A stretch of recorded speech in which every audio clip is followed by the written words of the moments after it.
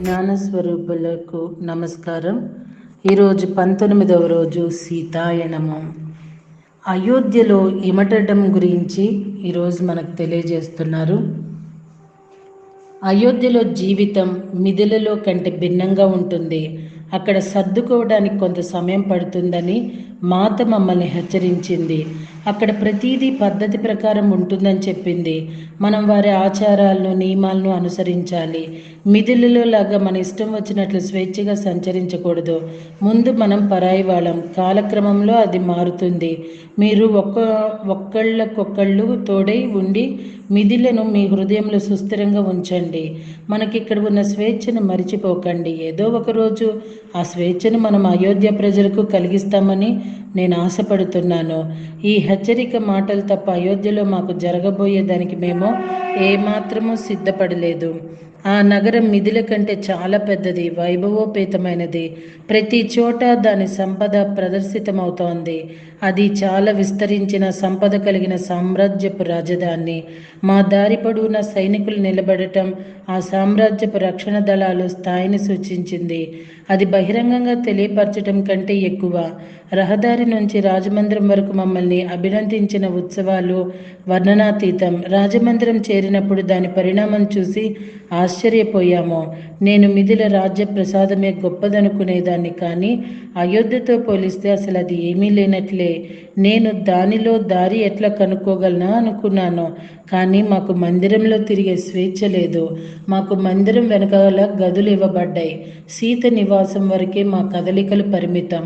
మేము చేయవలసిన ఆమె సంరక్షణే కనుక ఆ ఏర్పాటు మాకు బాగానే ఉంది. మిగిలిన పరిచారికులతో కలవడం సాధ్యం కాదని మాకు తెలుసు.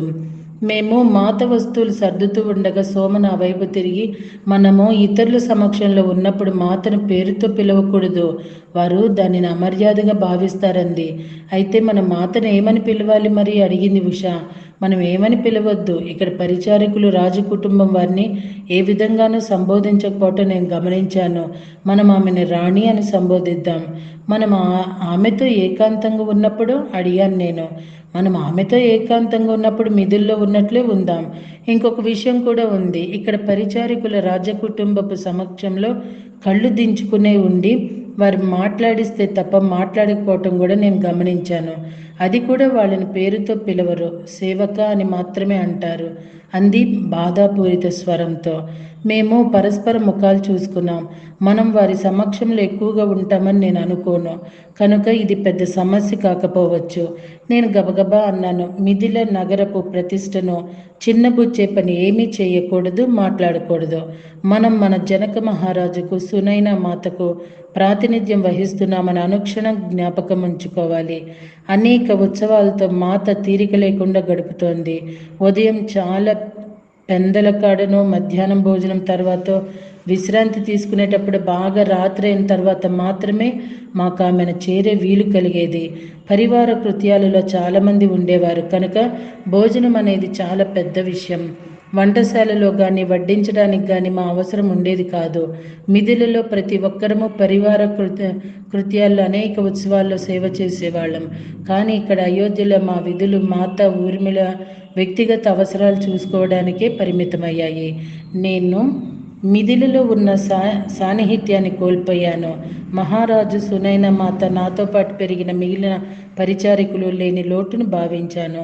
రాజప్రసాదం అంతా నింపే మాత నవ్వులు వినటానికి, ఏదో ఒక విధంగా రోజంతా ఆమెను చూడడానికి, ఆమె చేసిన పనుల గురించి కథలు చెప్పుకోవటానికి నేను కోల్పోయాను. రఘువంశ రాజమందిరం చాలా నిరుత్సాహకరమైన ప్రదేశం. మాత ఈ కొత్త వాతావరణానికి ఎలా స్పందిస్తోందో అనుకున్నాను, కానీ అడగడానికి అవకాశం లేదు.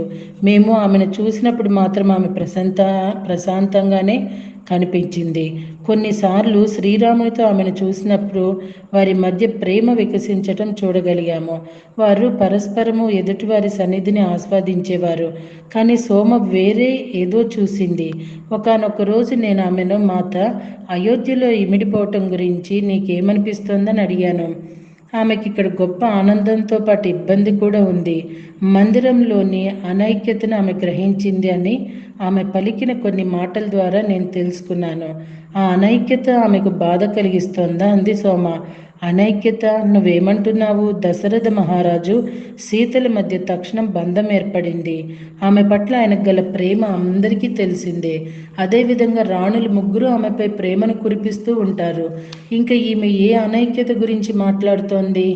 నీకేమీ కనిపించలేదా మీనాక్షి? ఇక్కడ ఏదో లోపం ఉంది. మిథుల్లో ఐక్యత ఉంది. అది జనక మహారాజు తత్వం వల్ల అయి ఉండవచ్చు. ఇక్కడ చూడడానికి వాళ్ళు సన్నిహితంగానే కనిపించినా నాకు వేరే అనిపిస్తోంది. నేనే అన్ని గ్రహించగలిగానంటే నిస్సందేహంగా మాత గ్రహించే ఉంటుంది. ఇక్కడ మన సమస్యలు ఏవైనప్పటికీ ఆమె పరిష్కరించగలదని ఆశిస్తున్నాను. నేను ఆలోచనలో పడ్డాను. పరిచారికులు కొంత చెవులు కొరుక్కోవడం నేను విన్నాను. కానీ మాత మమ్మల్ని పరివార కృత్యపు రాజకీయాల్లో జోక్యం చేసుకోవద్దని హెచ్చరించడంతో నేను వాటిని పట్టించుకోలేదు. మనం రాజకీయాలకు దుష్ప్రచారాలకు దూరంగా ఉండాలి. మనం ఇక్కడ విదేశీయులము. మిథిల్లో మనకు అటువంటి ఏర్పాట్లు లేవు అని చెప్పింది మాత. ఇంకో ఏదో విషయం ఉంది కొనసాగించింది సోమ.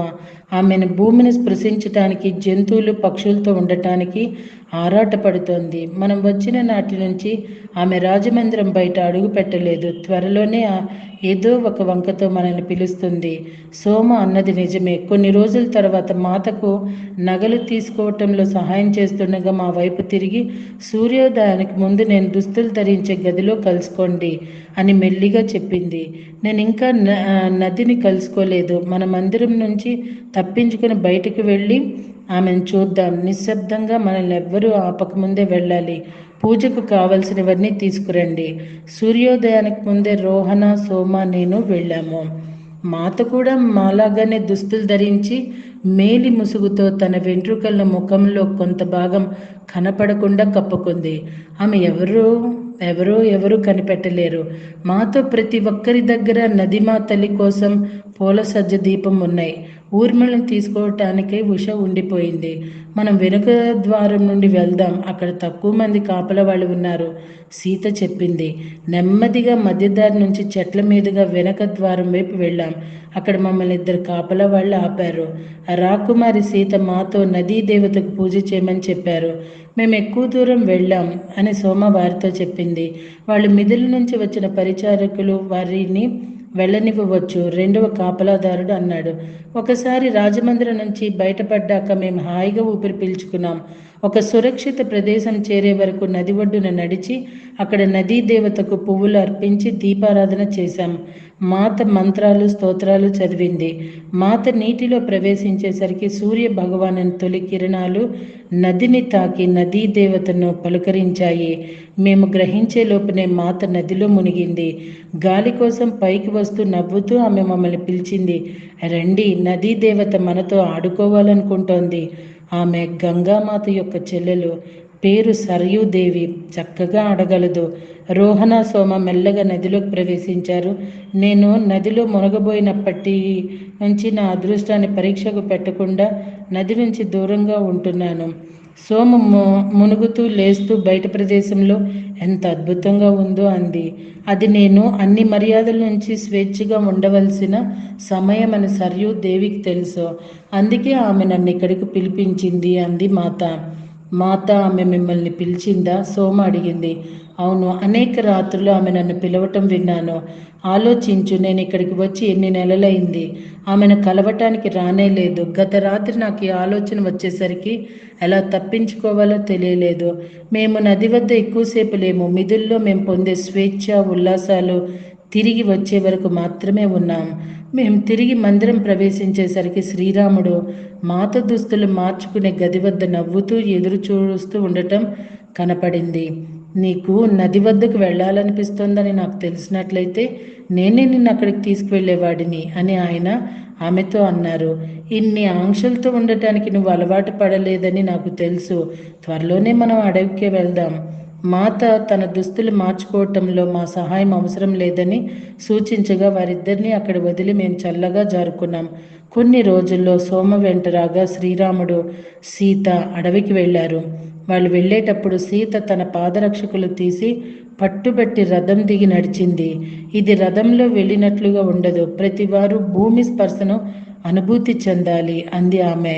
సోమ వారి కోసం రథం దగ్గర ఎదురు చూస్తూ ఉంది. ఇక్కడండి ఒక చిన్న విషయం పంచుకుందాము. ప్రతి ఒక్కరూ భూమి స్పర్శన అనుభూతి చెందాలి అన్నారు సీతామాత.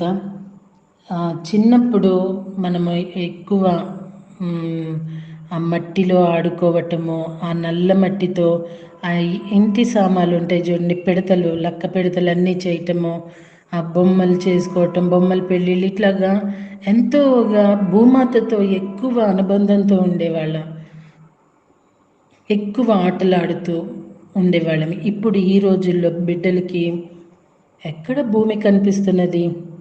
ఎక్కడ చూసినా నాపరాయి వేసేయటమో, లేకపోతే సిమెంట్తో ప్లాస్టింగ్ చేసేయటమో, భూమిని చూడటం అరుదైపోయింది. ఒక చిన్న విషయం అండి, పసిపిల్లలు పుట్టినాక కొన్ని రోజులకి వాళ్ళ అరచేతుల్లో మట్టి ఉంటూ ఉంటుంది. గమనించారు కదా? మరి చిన్న పిల్లలు మట్టిలో ఆడుకుంటం వల్ల, ఆ చేతుల్లో ఆ మట్టిని వాళ్ళు పిసకటం వల్ల భూమి నుండి వచ్చే ఎనర్జీ ఆ చిన్నారులకి చేరుతూ ఉంటుంది. మనమైనా అంతేనండి. ఆ భూమిలో పని చేసినప్పుడు, భూమితో అనుసంధానమైనప్పుడు, ఆ మట్టిని పట్టుకొని పిసికినప్పుడు కానీ, ఆ మట్టిని పట్టుకొని మనం ఆటలాడినా కూడా ఆ భూమి ఎనర్జీస్ మనం తీసుకుంటూ ఉంటాము. అప్పుడు భూమితో అనుసంధానం అవుతాము. మనలో ఆరోగ్యం అనేది అధికమవుతూ ఉంటుంది. సో ఇప్పటి వరకు చెప్పాలంటేనండి, మన తరము అంత అనారోగ్యాలు పాలేం కాలేదనే చెప్పాలి. ఇప్పటి తరం చిన్న బిడ్డల దగ్గర నుండి అనారోగ్యాల్లో చవి చూస్తానికి కారణం భూమితో వాళ్ళకి అనుబంధం లేదు, అనుభూతి లేదు, భూమితో ఆడుకోవటం లేదు, ఆ మట్టిని పిసగటం లేదు, ఆ మట్టితో వాళ్ళు మట్టంత ఒళ్ళంతా రాసుకొని అల్లరల్లరిగా ఆడుకోవటాలు లేదు. సో సెల్ ఫోన్లు చేతిలో పెట్టుకోవటం, ఆటలాడటము, ఆటల కోసము బ్యాన్ చేస్తే చచ్చిపోవడాలు. ఇది నేటి చిరంజీవులకి మన తరం ఇచ్చిన బహుమతి అనొచ్చువేమో. సో అండి, రేపటి రోజున మిగతాది చూద్దామా? థ్యాంక్ యూ వెరీ మచ్ అండి.